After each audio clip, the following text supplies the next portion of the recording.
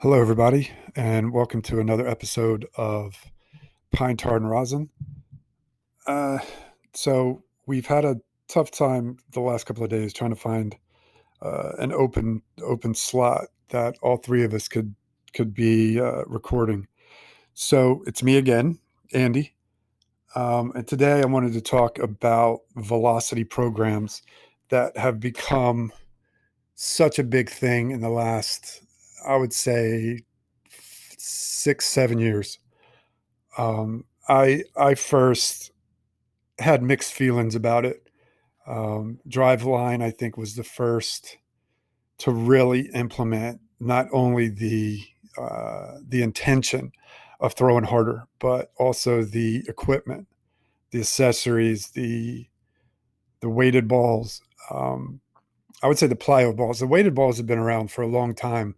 I remember using those when I was in college, or actually after college. I did a very dumb thing because there wasn't a lot of information out there, and we was talking about um, there wasn't a lot going on, education wise when it came to that. And I remember not being able to throw with anybody because I was throwing a 12-ounce baseball. And to my recollection, I think I was trying to throw it hard, which was crazy. I actually had to go to an old mattress place and ask for one of their old mattresses or something that kind of was thrown out. It wasn't a used mattress, but um, I propped it up against a tree and I was throwing with very bad mechanics, I might add, um, a 12-ounce baseball over and over and over again. And it was because I was desperate.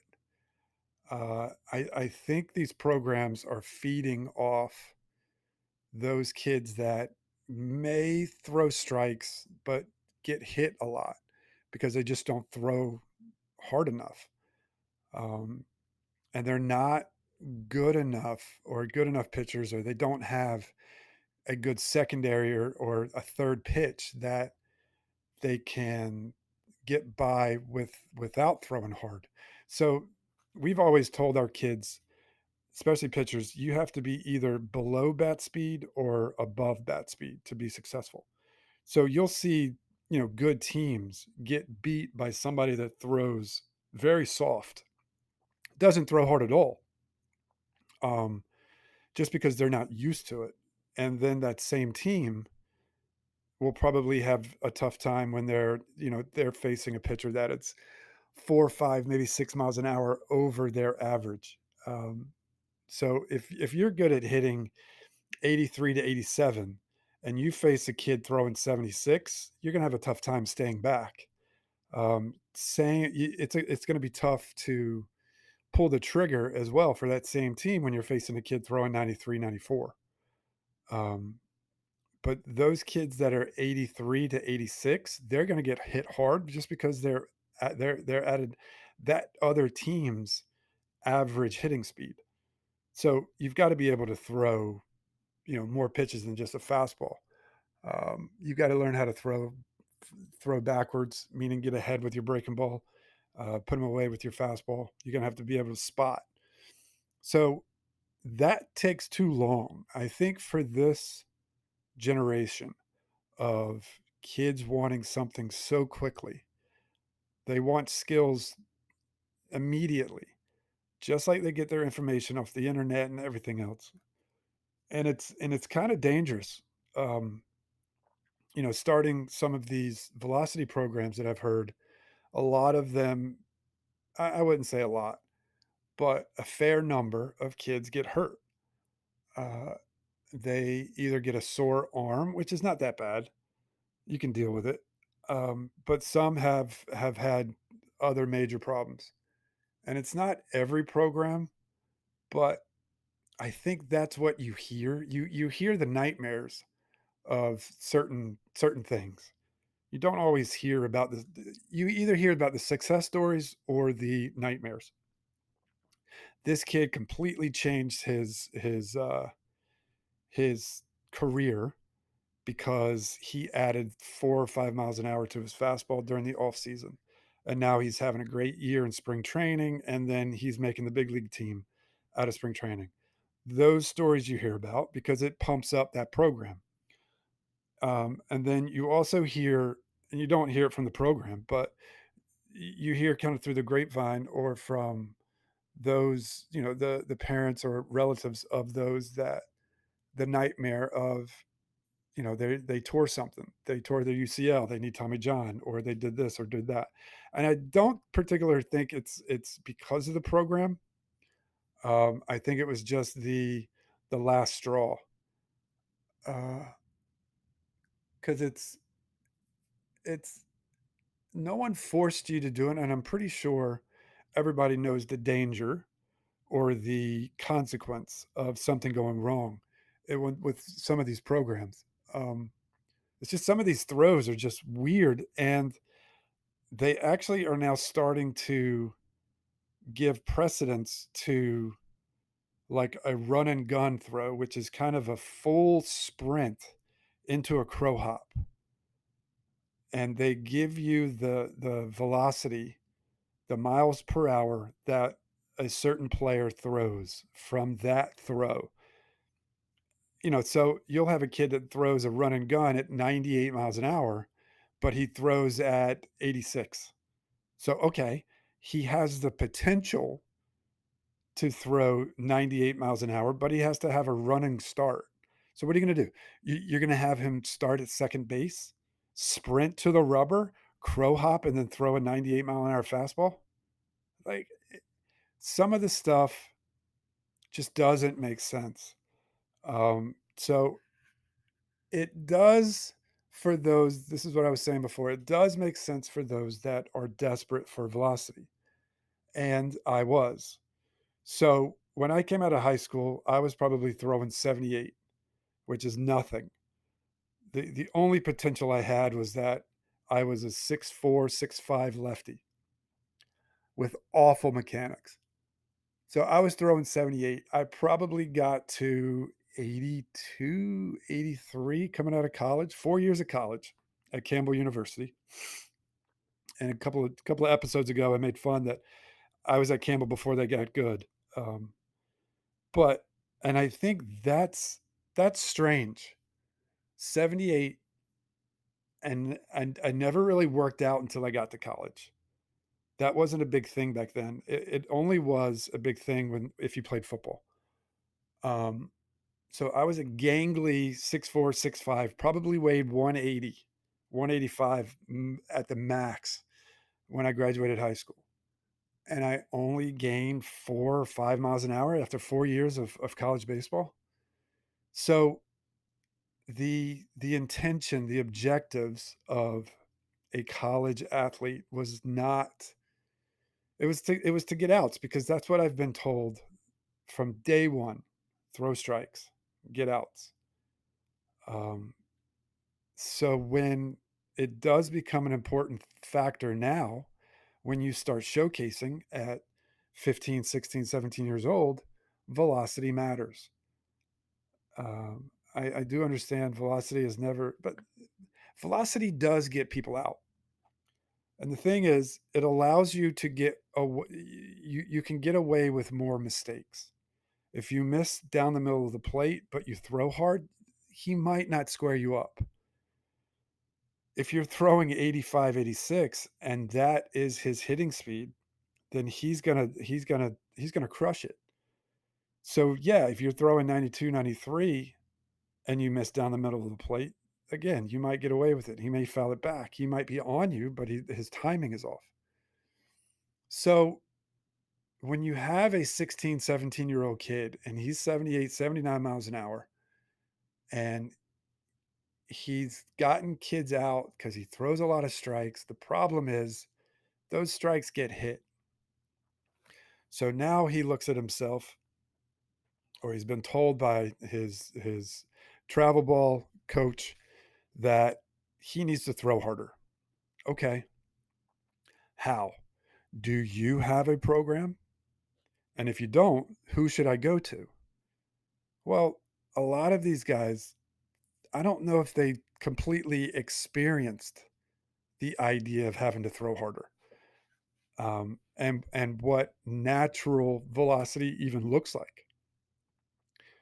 Because when I give instruction, when I give lessons to some of these kids, their pitching style or their arm action when they pitch is completely different than what they do when they normally throw, which means that they're being taught to pitch different than they throw, which is ludicrous because now I have to relearn. I've become, 10, 11, whatever years old. I've been throwing one way, maybe two or three different ways if somebody's gotten to me early enough to try to correct me.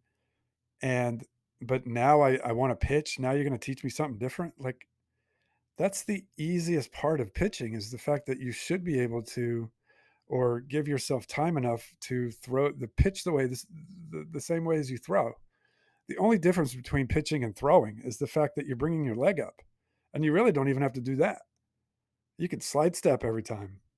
Um, but I I just don't agree. And again, you only hear about the nightmares. You only hear about the dream come true of somebody completely, revamping their career. But you just have to go into it knowing that this could have happened earlier. Like you could have been given the green light to throw hard when you were younger. I cringe sometimes when I hear, youth coaches and parents, even some of the other coaches, it could be a travel ball or a club coach that is asking or demanding that the pitcher throws a strike. Um, I think that's should be obvious.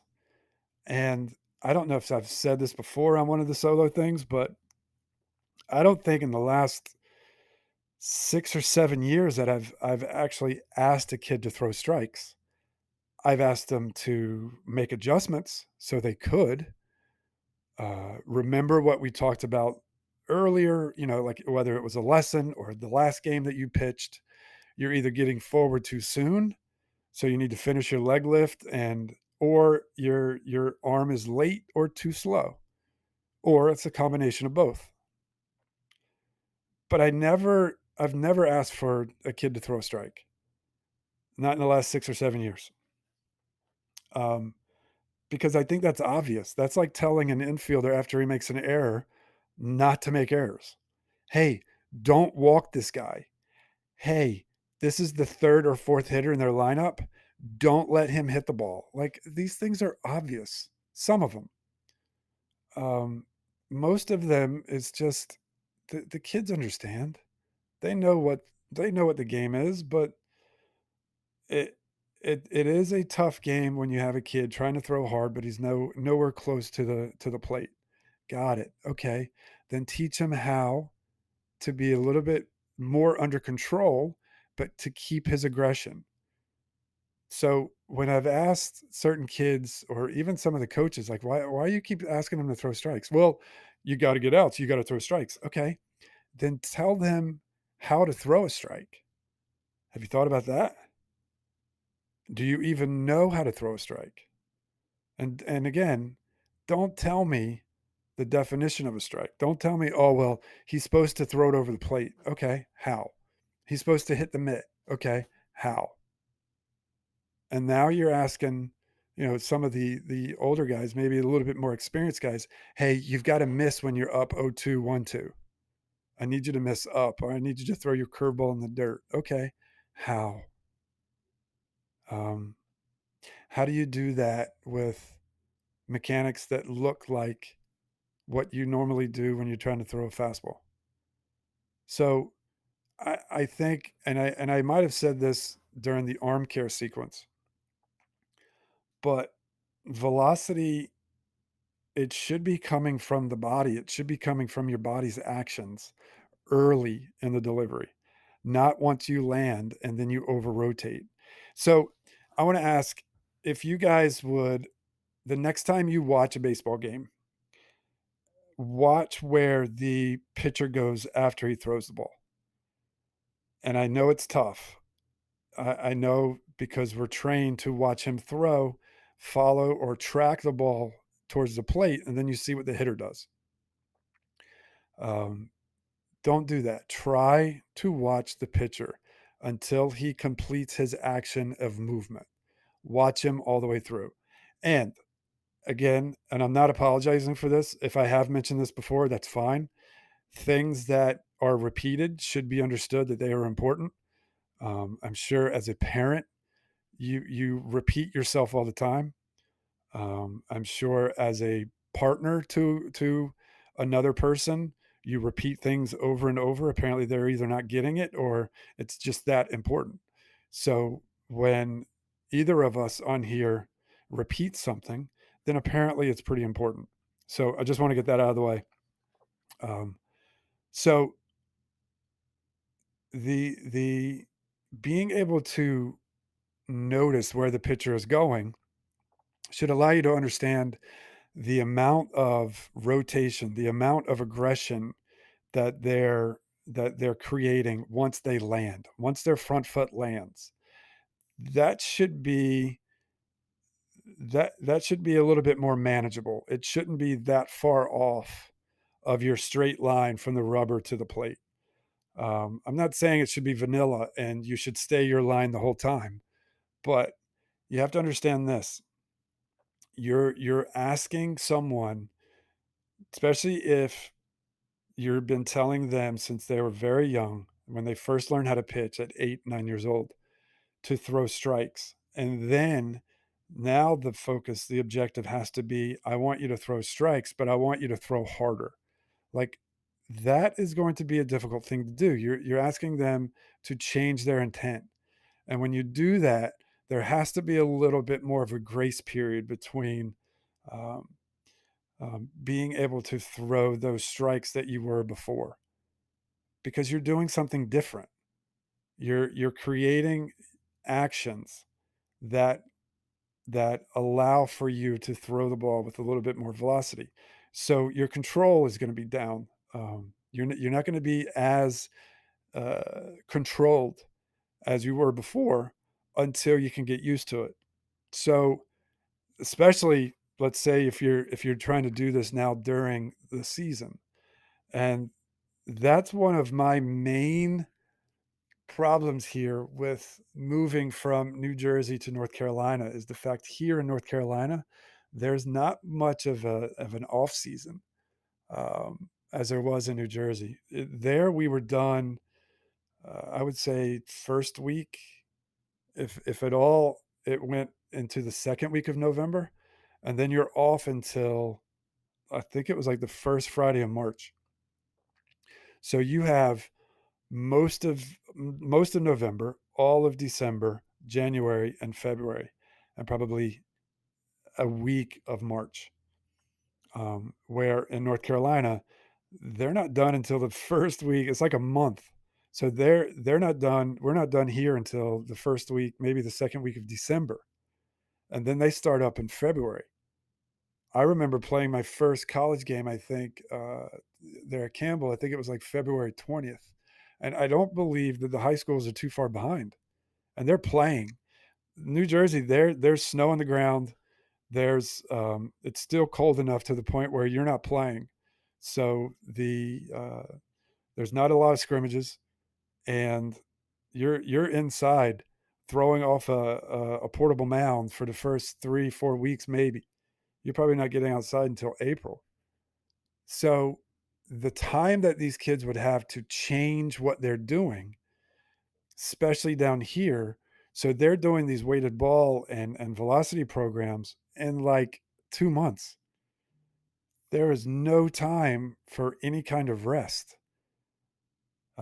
Up there, I created so we really didn't have much of a. There wasn't a lot of lessons in November and December. Everybody, it seemed like once the new year hit, everybody jumped. They all wanted lessons. So they took a good maybe month and a half, close to 2 months. They took off, and we encouraged it. Um, but I started a program to where there was no throwing, so it was all body actions, and it was great. It gave us a profit during those 2 months that we usually didn't have much going on. It was twice a week. It was only body actions. It was how you're getting forward. There was a lot of it was a lot of like curious looks at the beginning, not knowing if this would work or not, or not knowing. I guess the parents didn't quite understand the benefit of it. But if the body is stronger, if the body is creating better actions, the arm is in a much better shape. And this is what I was saying about the arm care. If you're doing things more correctly, it's not putting as much stress on the arm. And when it becomes to velocity, when you are aggressive earlier in the action, you're putting your arm in a better position when your front foot lands. So when your arm is not responsible, or let's say when you're not your intention is not to throw hard, then we're usually only aggressive with arm speed when our front foot lands. And by that time, it's sometimes too late. That was definitely my problem. Um, I would practically stop. I would get the ball out of my glove and I would stop down by where my pocket would be when I went down. And I didn't start my movement again of my arm until my front foot landed. And it probably wouldn't have been a bad thing or as bad a thing if I would have stayed back, but I didn't. So I got forward too soon and my arm was it stopped and became very slow. And the only time that I had the ability to create arm speed was when I landed. And again, like I said, my arm was not in a good spot to start moving forward. So and I'll keep this short, or at least I'll wrap it up. But if you're in a season right now, if you're hearing this episode and you start thinking about, or you've been talking about certain things about increasing your son's velocity, please think about the action of crow hopping and long tossing. So when your intention is to throw far, you have to throw harder for it to go further. And we're usually more aggressive with our arm earlier in our delivery until and so this puts ourselves in a better position when our arm starts moving forward. Your arm doesn't start moving forward until your front foot lands. If your elbow tends to be lower than your shoulder when you land, it's going to be tough. If there's a break in action, if there's if your arm action behind you isn't consistent, if it's not continuous, then it's there could be a problem where you're gonna miss up from the mound. There's a chance where you're putting yourself at risk for an injury. I know that was my case. So when you when and the technology that's being thrown around with the spin rate and um, trajectory here and the words that are just completely over any normal parents over their head. Even I don't understand it, and I do this for a living. Um, just be wary that you're you're putting your son at a position where he can benefit from what he's doing. The training is awesome. I used some of the plyo throws because I wanted to show deficiencies in their throws, in their actions. I wanted them to use the plyo balls, to throw into the wall or into a net, the heavier balls, um, because I wanted to show them what I wanted them to do when they were pitching. I wanted a continuous action. I used some of the heavier balls when we do our throwing drills, and it's not a big deal because our feet are stationary, and it's only our arm moving. Our bodies aren't moving, so there's no there's no consequence of getting forward too soon because we're not getting forward. So please, if you're considering something and you're not quite educated enough, educate yourself. Call us here at Coastal Athletics. Send us an email. Um, I we'll definitely talk you through it. Ask for me. I'll do what I can. Ask for any of the ask for Rooney or Fletcher. We've all been through it. We've all had pitchers break down because they've done too much, or they threw too heavy, or they're throwing too consistently, or that, their body just wasn't strong enough to start a weighted ball program like that. Um, so the keys though are encourage him to be aggressive and throw hard early. Learn how to be controlled to throw a ball that's close to the zone. Learn how to explain to throw a strike. Um, it's being able to repeat. It's matching your arm speed behind you with how he's getting forward. It's being in the power position or close to the power position when your front foot lands. There's so many different factors here. You just have to make sure that you understand. And if you don't understand, if you don't have time, if this is confusing to you, then find a facility, find something, get in touch with us. Maybe by that time we'll have a program online where we could do something remotely. But do yourself a favor and encourage velocity early. Keep encouraging it because this is a very negative game sometimes. Um, it's a lot easier to accept being failing at something that you knew what was going on. Like, do you know how to throw a strike? No, not really. Okay, do you know how to throw hard? Yes. Okay, then go out there, try to throw as hard as you can under control, making the best adjustments that you can when you either fall off your line too soon or the ball is nowhere close to the plate. And encourage and support. But it's much easier to deal with these kids that are trying to throw with velocity when they have more correct actions when they come to us. It's very difficult to teach a kid how to pitch when you have to, help him unlearn so many bad things that he's doing, um, and was taught that or was not untaught early on. All right. So again, velocity programs are very good. It's acceptable, especially when you're desperate for that velocity. But I think if you have a young kid, try to deal with that now, depending on what his age is. The earlier, the better. It's so hard, especially for the confidence of that pitcher when he's 15, 16 years old and he's finally given or told that he needs to throw hard. It's tough. It's tough to succeed at that. So encourage that early. All right, guys. Well, that's enough. I've taken too much of your time already. Have a great day, and we'll see you next time here on Pine Tar and Rosin. Today, I gave you a little bit of a help on getting a grip on velocity programs, throwing hard, and pitching. Take care, guys.